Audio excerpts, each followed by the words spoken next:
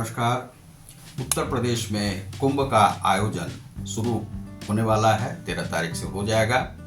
उसमें बहुत सारी बातें की जा रही हैं, किस प्रकार से आतंकवादी धमकी दे रहे हैं, किस प्रकार से वक्फ बोर्ड कह रहा है कि वह ज़मीन उसकी है। तो इसी विषय पे मैं आज आपको बताने जा रहा हूँ। और समाचार विश्लेषण को यदि आपने अब तक सब्सक्राइब नहीं किया होगा तो सब्सक्राइब करें और बेल आइकॉन को जरूर ही दबा दें। उसे दबाएंगे तो आपको हमारे नोटिफिकेशन आपको मिलते रहेंगे। तो आज का जो विषय है वह है कि किस प्रकार से वहाँ पर एक आतंक का माहौल क्रिएट किया जा रहा है, जिसमें बताया जा रहा है कि अघोरी के भेष में और जो है पुजारियों के भेष में वे जो है आतंकवादी वहाँ पर प्रवेश करें। लेकिन एनएसजी को वहाँ पर लगा दिया गया है, कमांडो सेल को, और वह कमांडो जो है अपना वहाँ पर जो है सुबह कर भी चुकी है और वहाँ पर जो है सो अपडेट बार बार स्वयं को कर भी रही है कि कहीं पर यदि हमला होता है तो कैसे बचाव किया जाए, उसका भी जो है प्रैक्टिस वहाँ पर बार बार चल रहा है। योगी आदित्यनाथ जी ने कहा है कि यदि कोई मुसलमान इसमें शामिल होना चाहता है, धार्मिक भाव से सनातन को जानने के लिए, सनातन के प्रभाव में है, सनातन का सम्मान करता है, तो वह आ सकता है। लेकिन यदि वह सनातन का सम्मान नहीं करता है, सनातन का अपमान करता है और आतंकवादी भाव विचार से आता है या वक्फ के भाव विचार से आता है कि यह जमीन गंगा की तराई का जमीन जो है उसका है, वक्फ बोर्ड का है, यह सब बोलते हुए आ सकता है, तो उसकी डेंटिंग पेंटिंग कर दी जाएगी। तो डेंटिंग पेंटिंग से क्या मतलब है कि उसे या तो जो है पुलिस धो डालेगी, उसे पुलिस जो है बंद कर देगी, उस पर जो कार्रवाई है कानूनी कार्रवाई की जाएगी। इस प्रकार से जो है डेंटिंग पेंटिंग उसकी हो जाएगी। दूसरा है कि आतंकवादी के लिए वहां पर लगभग जो है 50,000 सिक्योरिटी गार्ड्स को बहाली किए गए हैं। वहां पर मान लीजिए कि यदि 50 लाख तक भी लोग आते हैं रोज, क्रमबद्ध 13 से शुरू हो रहा है, तो उसके आयोजन के लिए लगभग 5 लाख लोगों का खाना का तो वैसे ही जो है सो फ्री में व्यवस्था है वहाँ पर, जो सात्विक भोजन उन्हें प्राप्त होगा। दूसरा है कि उनके लिए सुरक्षा के बहुत सारे इंतजाम किए गए हैं। जितने भी अखाड़े हैं उनके भी सुरक्षा के लिए अलग से इंतजाम है। उन अखाड़ों के भी जो है योगी और बहुत सारे योगी उनके सुरक्षा में तो वैसे ही रहते हैं।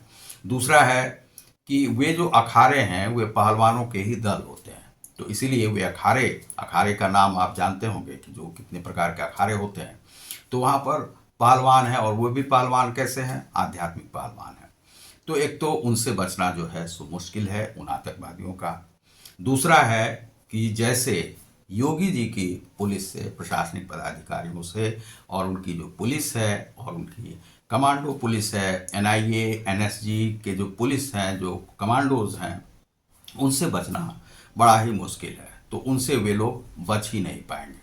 दूसरा है कि यह कौन सी बात हो गई कि जो वक्फ बोर्ड के कुछ मुल्लाओं ने कहा है कि वह जो जहाँ पर महाकुंभ हो रहा है, वह महाकुंभ जो है वह वक्फ की जमीन पर हो रहा है। तो भाई, वक्फ जो है पहले था कि भारत था पहले कुंभ या तुम? तो इसका जवाब वे नहीं दे सकते। इसलिए नहीं दे सकते हैं कि जुम्मा 8 दिन उनको इस शुक्र उस शुक्र, उनका तो जन्म ही हुआ है बहुत बाद में, उनकी तो अभी जो छठी भी नहीं हुई है उन मुल्लाओं की। तो ये जो हैं, जो महाकुंभ को जो वह बनाने का प्रयास करते हैं स्थल वक्फ का, तो महाकुंभ जो है वह आज से नहीं है। गंगा पर अधिकार किसका है? तो सनातनियों का है।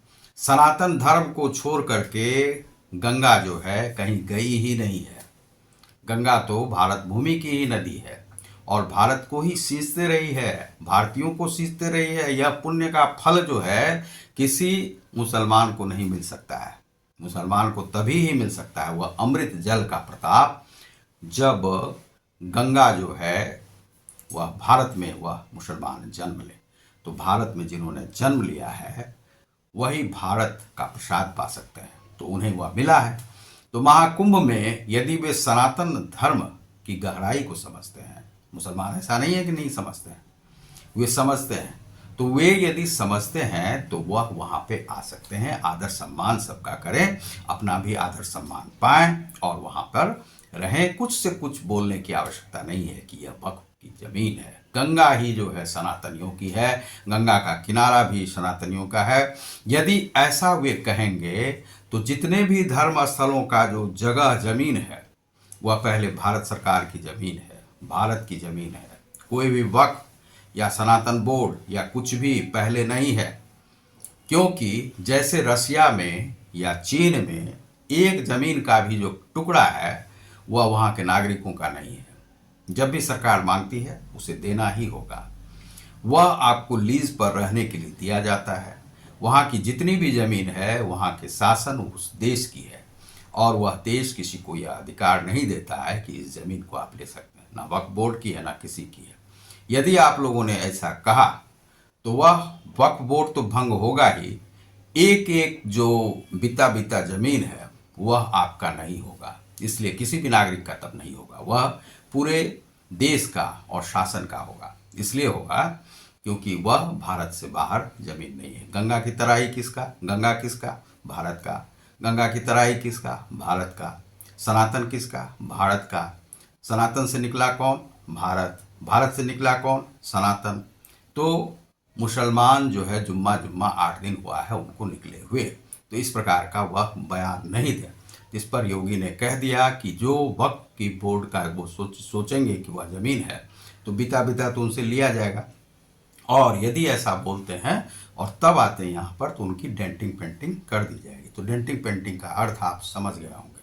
तो आप देख रहे हैं समाचार विश्लेषण को, मैं हूँ रतिकांत सुमन। तो महाकुंभ में किसी भी प्रकार का आप लोग इस प्रकार से बयानबाजी नहीं करें। यह साधु संत और अखाड़ों का वह है और सारे भारतीयों का है, सनातन धर्मियों का है। उन्हें जाने दें, उनकी जो भी आप आवभगत कर सकते हैं अपने प्रदेश में वह करें। और सभी देशों से प्रदेशों से आते हैं, यह आपके लिए सम्मान का विषय है, प्रयाग के लिए सम्मान का विषय है। और प्रयाग आज से नहीं बहुत दिनों से कर रहा है। यह जो योग है 144 साल के बाद यह ऐसा योग आया है, यह पुण्य का दिन है। इसमें देवी देवता सभी उतर के आते हैं, पितर पंडित जितने भी अघोरी महर्षि सप्तऋषि जितने भी ऋषि हैं सभी इसमें आते हैं। तो यह बड़ा पुण्य का पर्व होता है। तो योगी जी ने जो भी व्यवस्था की है इसका देश विदेश में भी, इस पर बहुत सारे मैनेजमेंट के गुरु सब आ रहे हैं सीखने के लिए कि कैसे मैनेज किया गया है, जिसमें कि 40 से 45 करोड़ 50 करोड़ तक लोग के आने की संभावना है। तो यह बहुत बड़ा कार्य हो रहा है देश में, राज्य में। महाकुंभ का ऐसा आयोजन आज तक आपने नहीं देखा होगा।